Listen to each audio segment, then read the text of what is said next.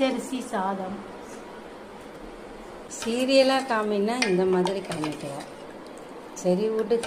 அவரைக்காய் தேங்காய் பூ போட்டு பொரியல், வெங்காயம் பச்சை மிளகாய் போட்டு, உருளைக்கிழங்கு பட்டாணி தொக்கு, வறுவல் இல்லை,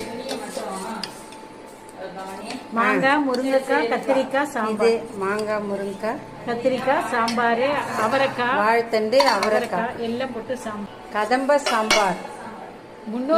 முன்னோர்கள் சமையல் கூட்டு. இது மோர் குழம்பு. அப்புறமா ரசம் பண்ணியாச்சு.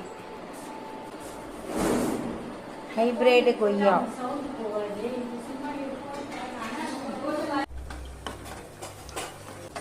இது என்ன ஓலை வடையா? கலந்த வடை. உளுத்தம்பருப்பும் கடலைப்பருப்பும் கலந்த வடை. இது ஒரு பக்கத்தை காணும், நடுவுல ஒரு பக்கத்தை சாப்பிட்டாங்க.